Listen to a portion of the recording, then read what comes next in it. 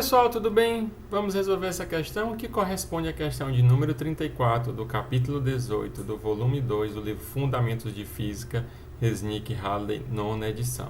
Essa questão corresponde à questão dentro do capítulo de temperatura, calor e primeira lei da termodinâmica. Em especial, essa questão envolve conceitos sobre absorção de calor por sólidos e líquidos. A questão 34 diz o seguinte: duas amostras, A e B, estão a diferentes temperaturas quando são colocadas em contato em um recipiente termicamente isolado até entrarem em equilíbrio térmico. A figura A, abaixo, mostra as temperaturas T das duas amostras em função do tempo T1. A amostra A tem uma massa de 5 kg, a amostra B tem uma massa de 1,5 kg. A figura B é um gráfico do material da amostra B, que mostra a variação de temperatura que o material sofre quando recebe uma energia Q na forma de calor.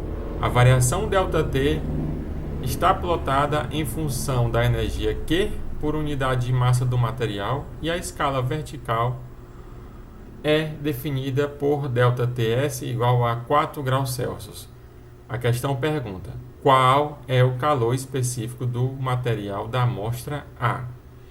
Então, destacando, vamos aqui primeiro interpretar o que a questão diz. A figura A apresenta a variação de temperatura dessas duas amostras A e B quando são colocadas em contato, atingindo o equilíbrio térmico, como pode ver o tempo aí próximo de 20 minutos.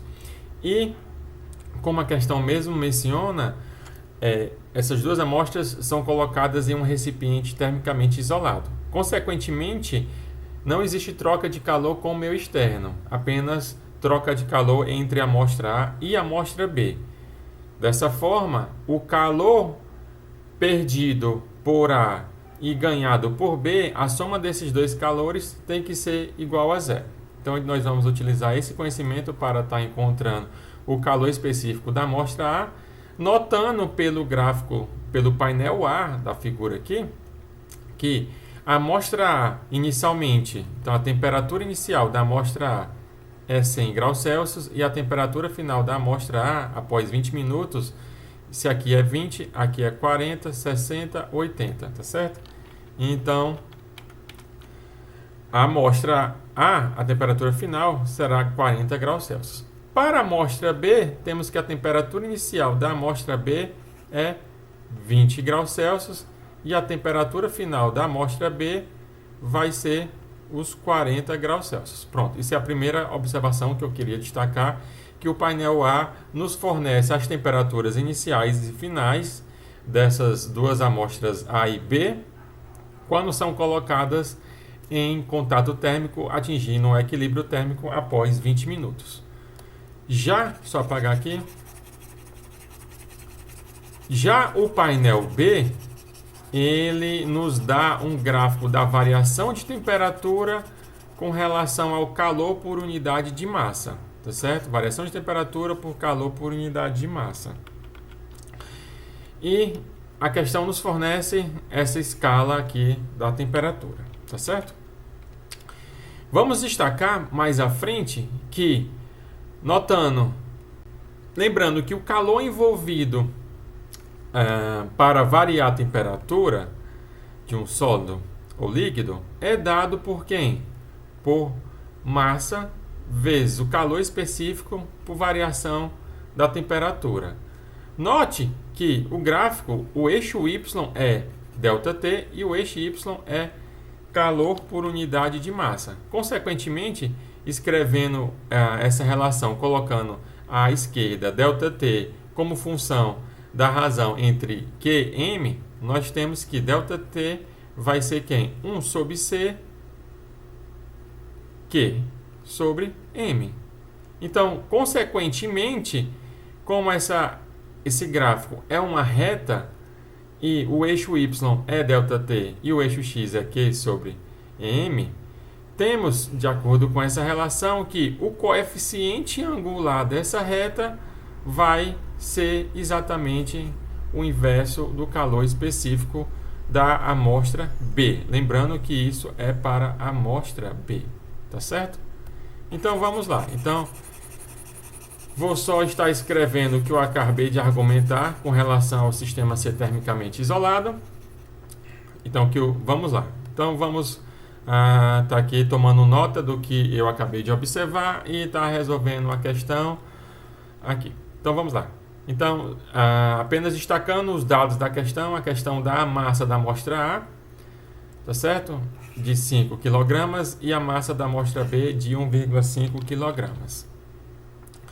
Então, como eu mencionei, como o sistema está isolado, né, então a energia total do sistema é conservada e apenas transferências de calor interno do sistema podem ocorrer. Como não, de acordo com o enunciado, como as amostras elas não sofrem mudanças nas transições de fase, então os calores envolvidos são apenas relacionados à variação de temperatura, né, até essas duas amostras atingirem o equilíbrio térmico, como representado no painel A. Dessa forma, a soma das transferências de calor vai ser igual a zero. Então, QA mais QB é igual a zero. Onde QA é massa de A, calor específico de A, variação da temperatura para a amostra A. Da mesma forma para o calor envolvendo B. É a massa de B, calor específico de B, variação da temperatura para a amostra de B. De acordo com o gráfico A, nós temos que a variação de temperatura em A, isso eu já destaquei acima, é inicialmente 100 graus Celsius, tá aqui, para a amostra A, e a temperatura final de 40 graus Celsius. Então, temos aqui uma variação de temperatura para a amostra A de menos 60 graus Celsius. Para a amostra B, ΔT de B, a temperatura final de B menos a temperatura inicial, e a temperatura inicial é 20 e a final é 40. Então, está aqui, final menos inicial, vai resultar uma variação de temperatura positiva. Então, agora, vamos destacar o que eu mencionei sobre como encontrar o calor específico da amostra B através do gráfico B, né? Então, primeiro ponto. Notando que o eixo horizontal é Q sobre M e o eixo vertical é ΔT. E pela relação 2, nós podemos isolar o ΔT em função de Q e M, de tal forma que o coeficiente angular da reta do gráfico B vai corresponder exatamente a 1 sobre o calor específico.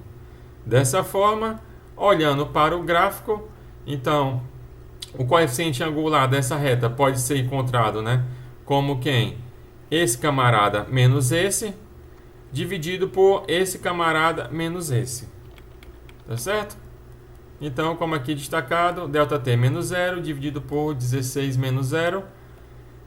E isso vai dar 4 dividido por 16, né? Então, ΔT a questão dá, que é 4. E aqui o ponto final do eixo X é 16. 16 kJ dividido por quilograma. Então, dessa forma, temos que vai ser quem? 16 dividido por 4, isso vai dar 4 kJ dividido por quilograma por grau Celsius. Então, agora o que nós fazemos é substituir a equação 5, 4, 3 em 2 e 2 em 1. Então, vamos lá. De 2, 3, 4 e 5 em 1, nós vamos encontrar quem? Então, é a soma dos calores, tá certo? Então, onde os calores são definidos pela expressão 2, com as variações de temperatura 3 e 4, e o calor específico de B, 5.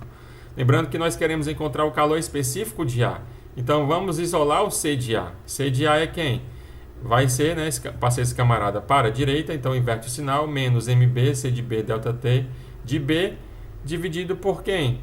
Por MA, ΔT de A.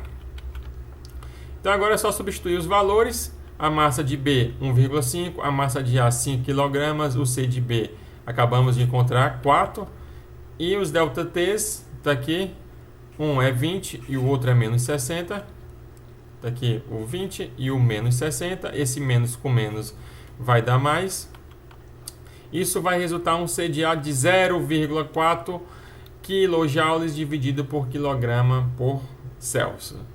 Então é isso, pessoal.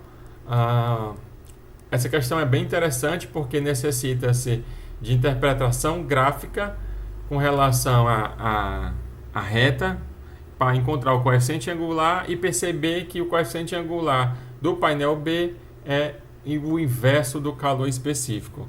E também percebendo que, como o sistema está isolado termicamente, os calores envolvidos interno a soma dos calores vai ser igual a zero.